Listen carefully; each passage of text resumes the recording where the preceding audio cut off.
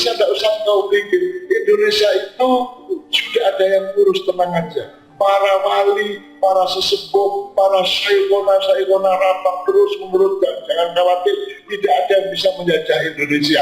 Mereka akan kena bumerang kalau berani-berani menjajah Indonesia.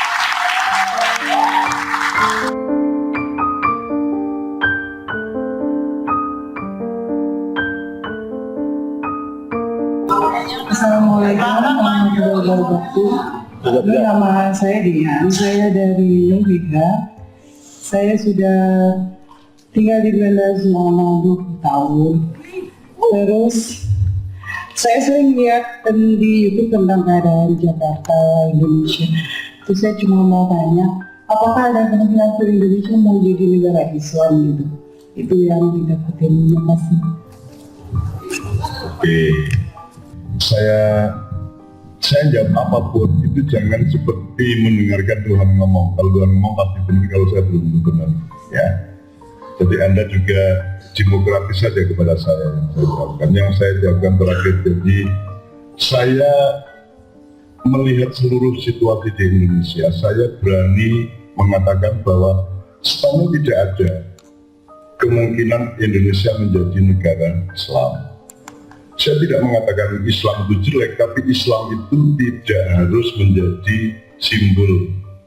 Jadi saya itu baik-baik aja, tidak usah saya sebut kebaikan saya itu Islam. Jadi Islam itu boleh Anda terjemahkan tanpa namanya, nggak apa-apa. Asal Anda kayak PT berkokok itu nggak usah bilang dia berkokok gitu. Kecuali Jumatan kita bareng-bareng. Yang sekarang ingin menjadi negara Islam paling Hizbut Tahrir. Hizbut Tahrir sudah saya tanya juga, terus caranya bagaimana? Kamu harus melewati prosedur di DPR, di MPR, perubahan konstitusi, perubahan undang-undang segala macam, itu menempuhnya bagaimana? Juga Anda ini melihat Islam kuantitatif atau kualitatif? Kalau begitu. Kalau Anda melihat kualitatif, jadi ini cara berpikir menurut saya itu agak berat sedikit. Menurut sampean Islam itu agama kan? Agama itu apa toh? Unsurnya misalnya apa? Apa saja unsurnya? Gini atau gini, tak permudah. Sampean sebelum Nabi Adam sudah ada Islam belum? Nah, ini masalahnya. Sebelum Nabi Muhammad sudah ada Islam belum? Sebelum Nabi Adam? Setahu saya Islam itu adalah satu tata nilai, satu putaran sistem yang juga bisa disebut organisme, atau pokoknya ada satu mesin kehidupan yang taat kepada Allah, itu namanya Islam. Misalnya rumput tumbuh, angin bertiup, ya, daun bersemai, pohon berbuah, itu semua adalah peristiwa Islam. Ngerti maksud saya? Karena semua itu taat kepada Allah. Subhanallahi ma fis samawati wa fil ardi. Berarti apapun yang taat kepada Allah, yang berpasrah kepada Allah, berarti Islam. Betul kan? Islam adalah pasrah kepada Allah. Saya tanya, apakah ada air yang tidak taat kepada Allah? Dia selalu mengalir sesuai dengan sunnah Allah, ya. Ini gedung, ini sangat taat kepada Allah, gravitasinya jelas, ya, tatanan keseimbangannya. Jadi misalnya Allah mengatakan hidup adalah keseimbangan. Langit, bumi, aku ciptakan dan aku letakkan keseimbangan padanya. Jadi kalau bikin gedung harus jelas gravitasinya, kelurusannya, ya. Kalau tidak taat kepada hukum Allah, sunnah Allah, maka gedung ini akan ambruk. Betul. Jadi peristiwa gedung ini peristiwa Islam bukan? Inilah peristiwa Islam. Ayam berkokok pagi-pagi itu peristiwa Islam. Saya tanya, sebelum Adam dilahirkan, sudah ada ayam berkokok?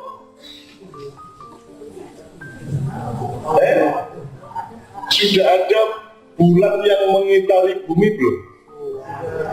Apakah bulan itu taat kepada Allah sehingga dia memutari bumi? Tata surya, galaksi semua, sel-sel memuai, ya, itu semua adalah peristiwa Islam, peristiwa ketaatan kepada Allah. Ibu, Kalau sampean makan, sampean merasa dimudahkan atau disukarkan oleh Allah? Sampean kan tinggal ngecapi, ngelebis. Nanti yang bagi protein, kalori, siapa? Siapa yang bekerja? Ini masukin ke darah, masukin ke daging, terus sampahnya dikeluarin lewat situ. Kalau sampean sendiri yang disuruh ngurus, mau nggak? Mau nggak? Makanlah dan uruslah prosesnya, itu mau nggak? Jadi itu peristiwa Islam kan? Seluruh metabolisme hidupmu itu di dalam dirimu maupun di alam semesta bil ambusikum, di seluruh alam semesta dan di dirimu, disitulah ketaatan kepada Allah. Itulah ayat-ayat Allah. Ayat Allah itu ada 3. Satu yang merupakan sunnah atau syariat alam, ya seperti gravitasi, hukum Archimedes, Thomas Alva Edison dan seterusnya, menemukan sunnah-sunnah Allah atau syariat-syariat Allah. Nomor 2, di dalam dirimu, siapa yang menjadi subjek dari detak jantungmu? Siapa?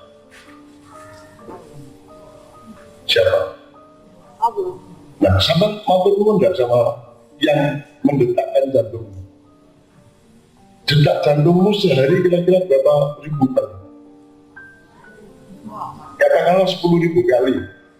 Terus Anda ingat Allah itu berapa puluh kali? Seharusnya kan setiap detak jantung mewajibkan kita untuk mengingat subjeknya yang mendetakkan jantung kita, gampangannya gitu ya. Nah, jadi Islam itu begitu Allah bikin Nur Muhammad, cahaya memancar yang disebut cahaya yang terpuji Nur Muhammad, Islam berlangsung. Cahaya memancar nggak belok, cahayanya lurus. Pandangan mata lurus, itu syariat Allah. Bayangin kalau pandangan mata bisa belok, kan batal pakaian. Masuk jilbab, pandangannya bisa melebur ini. Terus enggak bisa pakaian kan.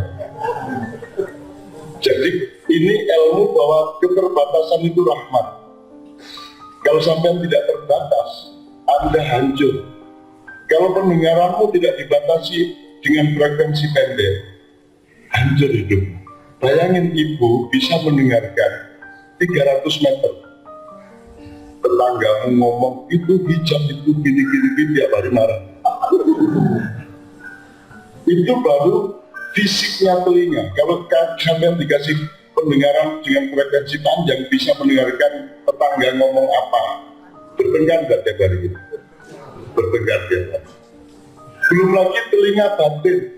Kalau mbak, ibu bisa mendengarkan suara hatinya suami, kira-kira bertengkar nggak tiap hari? Begitu juga sebaliknya.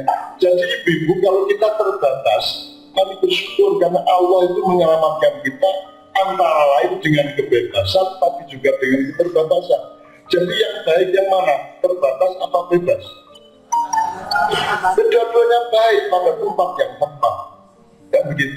Kadang-kadang perlu kebebasan, kadang-kadang kebebasan harus dibatasi. Makanya Allah mengatakan, wasrobu wala tusrifu. Makan minumlah semau-maumu, tapi jangan berlebihan. Gitu loh. Makan nasi baik tapi nak 5 piring ya ojo.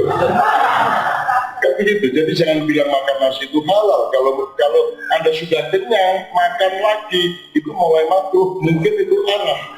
Haram itu artinya membahayakan dirimu. Itu Bu ya. Oke. Dengan begitu Bu, maka tadi pertanyaannya apa sih? Ibu yang jadi di Indonesia itu sudah berlangsung Islam, tapi tidak perlu negara Islam. Karena kalau sudah ngomong negara itu sudah institusi. Ya, Islam itu menurut Anda software atau hardware? Software. Hardware-nya mau bikin kerajaan Islam yang monggo, asal Islam benar software. Mau tidak negara Islam ya tidak ada masalah, asal software-nya Islam. Begitu ada orang menolong orang lain, misalnya gini, Allah menciptakan salah satu pola hidup itu azwaja. Azwaj itu artinya berjodoh. Jadi Allah menciptakan semuanya berjodoh. Jodoh itu contohnya laki-laki dan perempuan berjodoh. Ya, Allah sama semua hambanya berjodoh, berpasang-pasangan. Allah dengan ciptaannya berpasangan. Allah menyayangi ciptaannya, memberi fasilitas, memberi rezeki. Setelah beres rezekinya baru ditagih pajaknya, sholat 5 waktu, kan gitu. Itu nagih pajak aja. Jadi kalau sampai sholat, hitung-hitung itu bayar pajak, dan ringan sekali kok.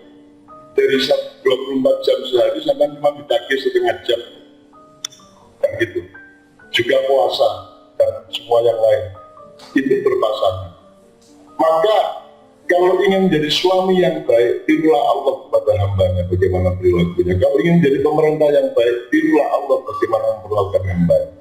Kalau Anda petani, manusia, entah petani, entah pedagang, maupun siapapun, itu suaminya alam, istrinya adalah alam. Petani itu suami, sawah itu istri. Dicampuri, ditanami, berbuah, benar nggak? Persis tuh. Suami mencangkuli istrinya, gitu ya, ditanami, terus, ya tumbuh. Benar ya tuh? Jadi manusia dan alam itu suami istri, pemerintah dan rakyat itu suami istri, Allah dan hambanya suami istri, laki-laki dan perempuan suami istri. Jelas itu ya. Jadi menurut saya tidak usah ada kekhawatiran negara Islam untuk bukan. Buktinya negara-negara Islam juga tidak Islami. Terus Anda bingung, ini Jerman, ini Belanda, katanya negara kafir tapi hukumnya Islami. Rakyatnya disantuni, tidak ada orang nganggur di sini. Itu lebih Islam daripada negara Islam gitu kan? Gitu kan? Terus Anda jadi minder sebagai orang Islam. Ya itu namanya Islam. Ya itu tadi namanya Islam. Karena meski Islam itu tidak terletak di luar dirimu, Islam terletak di dalam dirimu. Begitu engkau taat kepada keharusan dirimu, engkau menjadi muslim, kan begitu. Kencing itu boleh ditolak. Kalau kamu menolak kencing, kamu kafir kepada Allah tentang kencing. Benar kan? Hukum alam, misalnya meludah jangan ke atas. Kalau nyoba coba aja. Coba. Karena Allah menentukan bahwa ada daya tarik bumi. Jadi kalau ada apa-apa jangan meludah ke atas. Kan begitu. Itu berarti taat kepada Allah. Selama Anda masih mandi, berarti Anda muslim di bidang kebersihan. Betul. Jadi Islam itu bukan hanya asyhadu alla ilaha illallah Muhammadur Rasulullah. Itu kan pendaftarannya. Kalau Islam itu cuma mengucapkan syahadat dan kata Gus Dur tadi ya kafir gak apa-apa bermata syahadat itu harus muslim. Kan begitu. Jadi Bu, Anda tidak usah khawatir mengenai itu. Umpama jadi negara Islam pun tidak ada apa-apa. Yang menjadi masalah bukan namanya apa, perilaku substansialnya Islam apa tidak, kan begitu. Kanada Islam banget, Selandia Baru Islam banget, Belanda banyak hal Islam. Kan begitu. Menurut saya pun tidak usah dikhawatirkan, itu kekhawatiran kelas menengah, kekhawatiran kaum intelektual, kekhawatiran kaum politisi. Oh mereka juga senang kalau Islam radikal, sehingga dia bisa menjelek-jelekan Islam. Mereka membangun orang yang namanya Bakar Basir, membangun yang namanya ISIS, sudah jelas. Hillary Clinton mengakui bikinan Amerika. Mereka senang kalau Islam jelek, kalau Islam itu miskin, kalau Islam itu jorok, kalau Islam itu radikal. Mereka senang. Kewajiban kita sederhana tidak. Saya aizah, saya jawab yang pertama. Saya aizah kepada orang kafir. Saya bersikap tegas. Ya tegas, bukan keras. Tegas itu kan tidak harus, ya, tidak harus gitu kan. Itu namanya keras. Kalau tegas itu misalnya gini, saya ditentang perang, tentang dulu. Oh, mana itu? Oh, dulu. Dengan kalau di Jawa kan gitu. Mana lebih nangkap gue, gitu kan? Nah, saya kalau ditentang begitu, saya datangi dia, saya rangkul, saya bisikin mas. Gue dengan kalau mesti kamu. Ya, pertimbangannya bonjol, rayu, sakit Melayu. Tapi bisi Melayu Mas Dewo. Jadi saya bersikap tegas tapi tidak keras. Gitu ya Mas ya. Nah, rumusnya di Al-Maidah 54 tadi, Aizzatun alal kafirin. Aizzah itu dari kata aziz. Aziz itu dari sifat Allah. Jadi Muhammad dikatakan, Muhammad aku datangkan kepadamu dengan sifat yang berat hatinya kepadamu. Jadi kita berat hati kepada semua manusia. Kalau ada orang kafir, ya orang kok kafir, gitu ya. Meskipun kafir itu juga jangan salah paham kok, Bu. Kafir itu nggak ada kafir ijen, itu nggak ada. Kafir itu ada 6 macam, ada kafir akhlak, ada kafir ilmu, ada kafir macam-macam. Kafir itu nggak bisa berdiri sendiri, itu pun. Tapi kan saya sudah bilang dia sesi pertama, saya kafir kepada iblis, tapi saya muslim kepada Allah, kan gitu. Jadi kalau Anda disebut kafir, iya saya kafir. Misalnya saya nyebut sampean kok kafir Pak, sampean bilang iya saya kafir nang sampean, kan gitu. Kafir kepada sampean, tapi saya tidak kafir kepada Allah. Jadi kafir itu ada objeknya, tidak bisa berdiri sendiri. Demikian juga muslim. Anda tuslimu ilaman, Anda berpasrah kepada siapa? Kalau Anda tuslimu ilal iblis, Anda kafir kepada Allah. Jadi kan hidup itu berangkai, tidak bisa hidup berdiri sendiri. Hidup harus di sini, Bu. Miring 1 cm ujung. Makanya hidup harus dipahami dengan komposisi, dengan mata, pipi, ya begitu. Tidak bisa ngomong hidup, Bapak bisa. Jadi tidak bisa negara Islam sama dengan pertanyaan tadi malam ya, di Belgia, apakah perlu itu partai Islam? Tidak ada urusan partai Islam atau partai non-Islam, tapi perilakunya Islam atau tidak, kan gitu aja. Betul kan? Sekarang saya tanya, Abu Thalib pamannya Nabi Muslim atau bukan?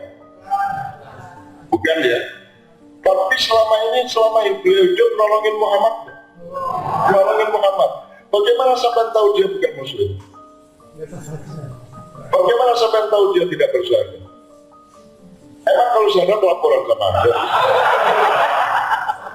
Emang syahadat harus diumumkan di Facebook? Bagaimana kalau dia diam-diam bersahadat? Itulah sebabnya maka dia selalu melindungi Muhammad. Bagaimana si syahadat harus bilang-bilang? Kalau syahadat dalam hati syahadat. Bagaimana Anda tahu hatinya Abu Thalib? Kalau saya tidak bisa memastikan Abu Thalib bersyahadat atau tidak, posisi saya adalah berhusnuzon dan mendoakan mudah-mudahan beliau diterima oleh Allah SWT. Cuman itu toh hidup itu, untuk apa nuduh-nuduh? Sampai nanti punya anak, puasa apa tidak bisa ngerti anaknya puasa apa tidak. Emangnya kamu kuntin? Ke dapur kan tidak bisa 12 jam kita menuntut anak kita, tidak bisa. Nanti suamimu pergi ke kantor puasa atau tidak, bagaimana caranya Anda tahu? Bagaimana cara Anda tahu? CCTV digawain? Tidak bisa, Bu. Makanya kita butuh iman dalam hidup, tidak hanya kepada Allah, kepada suami pun butuh kepercayaan. Sesuatu yang kita tidak bisa menjangkau, kita tembus dengan iman. Kita beriman kepada Allah karena kita tidak mungkin mengerti Allah, maka kita mengimaninya. Kalau kita mengerti Allah, untuk apa beriman? Kita makan nasi karena jelas ini nasi. Kalau ternyata tidak jelas ini nasi, terus harus makan, ya jalannya cuma iman. Dan bismillah, saya yakin ini nasi gitu kan begitu kan? Jadi iman itu dibutuhkan karena kita tidak tahu. Kalau kita kasih contohnya Bapak, yang disebut agama Islam itu kan ini yang saya ya. Kalau orang Jawa tahu dulu ya, terus jengkir, terus berkembang menjadi tegak, sempurna menjadi Bapak. Saya tanya, ini 4 apa 1? Satu. Jadi Qurannya itu kelapa, sudah ada konstruksinya, sudah ada pilah-pilahnya, ada sabutnya, ada batoknya, ada isi isinya, ada santannya, ada segala macam. Itu Islam, sudah konstruksional, sudah punya bunyan dan tasrih, sudah ada bangunannya yang detail di Islam. Sebelumnya dia masih tegang, belum bisa diparut. Itu namanya Injil. Sebelum jadi Injil dia apa? Zabur itu masih cengkeh, belum bisa diapa-apa. Sebelumnya belulu, yang Nabi Musa dapat itu belulu. Ya. Nah sekarang ada agama belulu, ada agama cengkir, ada agama tegang, ada agama kompak. Kalau semua itu satu sebenarnya. Cuman kalau kita ngomong gini kan kasihan orang Kristen. Misalnya kita tahu walang tardo angkal Yahudi walang Nasoro hatta tetapi amilatahum, tidak akan pernah rela itu orang Yahudi dan Nasoro itu kepada orang Islam sebelum engkau mengikuti milah mereka atau ajaran mereka. Ini bekal untuk kesadaran kita, jangan diomongin. Jangan terus ketemu orang yang adalah kamu enggak alah kamu masa gitu. Ketemu orang Kristen, alah gak usah pura-pura, lu kan gak kenal itu sama gue. Ya mencari, itu namanya keras Pak, gak boleh keras, kita harus aisyah, tidak tegaan pada orang lain. Kalau Anda melihat orang korupsi, itu Anda harus kasihan sama yang korupsi, yang koruptornya. Barangnya masalah ringan, nomor 2, uangnya dicuri itu nomor 2. Kita bukan kaum materialistik. Yang kita pertimbangkan adalah manusia, hamba Allah, sudah sekolah, sudah gede, kok nyolong, kan begitu. Itu kita sedih, itu namanya Aisyah. Begitu juga Anda kepada teman Kristen, kepada teman Buddha, kepada teman Hindu, Anda tidak tega, maka jangan diomongin. Jangan diomongin, maka tidak perlu ada dialog antar agama. Kasihan dong kalau Anda omongin. Masa ada orang pincang, ada jangan dicabut. Tidak boleh tuh Pak. Tidak boleh tuh Pak. Anak wong apa? Belong, nek jauh-jauh belong ngandilang gitu. Itu namanya keras kalau itu. Memukul itu kalah keras dibanding meludahi. Kalau Anda bilang orang cacat dengan memanggil dia cacat, berarti Anda menghina dia, dan itu kekerasan yang lebih tinggi daripada memukul. Kan begitu? Maka kita tidak boleh keras pada mereka, tegas dan bersiasat waspada. Kalau mereka tidak pernah rela, kita tahu. Kita terbaik, saya terbaik sama Romo Pandangan di Delft ini, sahabat saya di rumahnya itu ada semua simbol agama. Kalau ada masuk ke rumahnya Romo Pandangan, Fatur Pandangan, ya itu ada Assalamualaikum, juruni orang patung Buddha, juruni orang macam-macam kafe. Itu nak dipotret di Facebook di Indonesia diserbu ke WPI. Romo Pandangan. Ya itu sahabat saya sejak zaman dulu, dan 30 tahun yang lalu saya sering ke rumah dia dan saya sering tidur di rumah dia. Itu orangnya sangat baik. Cuman dia nggak ngerti Quran, nggak ngerti Islam juga. Tapi mudah-mudahan kebaikannya sebagai manusia diterima oleh Allah. Anda jangan atur-atur Allah loh. Terserah Allah loh, mau terima apa enggak loh. Enakmu dewi loh, kan kota aneh aja Allah. Iya Pak? Allah mengampuni seorang pelacur hanya karena dia memberi minum kepada seekor anjing. Benar gak? Dan dimasukkan ke surga oleh Allah. Jadi sekarang ibu-ibu tahu caranya masuk surga. Jadilah pelacur, carilah anjing, kasih dia minum. Nah, jadi jangan jadi rumus objektif. Ambil pelajarannya, ambil kemuliaannya, jangan jadi rumus objektif. Kelemahan orang modern selalu objektif, nggak ada yang objektif. Semua itu terserah Allah. Allah itu harus adil apa tidak? Harus. Allah harus adil. Atas dasar apa Allah harus adil? Terserah Allah, dia punya saham atas seluruh kehidupan 100%. Tidak ada kewajiban apapun pada Allah. Kata adil sakar, bukan adil sakar, kata lapor, kata Allah kan begitu. Tapi saya tanya, Allah adil nggak Bu? Maka kalau Allah adil, jangan dipikir karena Allah punya kewajiban untuk adil kepadamu. Allah adil kepadamu karena Allah mencintaimu. Karena cinta, maka rangsanglah, rayulah Allah supaya mencintaimu dengan cara engkau mencintainya terus-menerus. Maka seluruh rumus-rumus yang kau khawatirkan tidak akan terjadi. Karena Allah berhak atas apa saja. Nanti ada yang mengatakan, kok tega itu Allah membuat gempa bumi, mati beratus-ratus. Loh, jamannya gempa bumi. Iki loh, nah aku dari Allah. Dulu cangkemmu rewel gini. Ini bumi tak cukup. Mau apa? Boleh enggak? Boleh, terserah Allah. Jadi harus sama Allah tuh gak usah rewel. Dia sahamnya 100%. Dia yang bikin engkau bangun dari tidur, betul gak? Dia yang membuka engkau bisa merasakan akan kencing. Bayangin kalau itu sudah dicabut oleh Allah. Jadi rasa mau kencing, kebelet nguyuh sama Allah dihilangin, syaratnya dibetul-betul. Jadi pas pidato, ya apa-apa. Jelas ya Bu ya? Jelas ya Bu ya?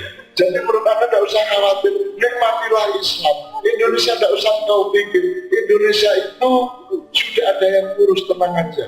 Para wali, para sesepuh, para syaikona rapat terus menurut, dan jangan khawatir, tidak ada yang bisa menjajah Indonesia. Mereka akan kena bumerang kalau berani-berani menjajah Indonesia. Saya bisa punya banyak sekali argumentasi. Ada 4 lapis. 1, pemerintah gampang ngatur pemerintah. Nomor 2, ormas-ormas gampang ngatur ormas. NU tinggal dikasih rumah sakit selesai masalah. Muhammadiyah semua gampang. Nomor 3, umat Islam dan rakyat. Itu masih bisa dikalahkan, tapi susah ngalahin umat Islam Indonesia. Kalau NU nggak bisa kamu ngalahin Nahdien. Nahdien itu nggak peduli ketuanya siapa. Dan dia nggak tahu juga ketuanya itu Said Agil apa si Muzatius, nggak peduli. Pokoknya militan selawatan yang bergawe. Ya, gitu ya. Ya kadang-kadang umbet tua-tua titik.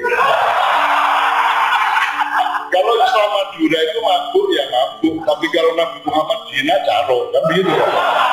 Itu Madura, kan gitu.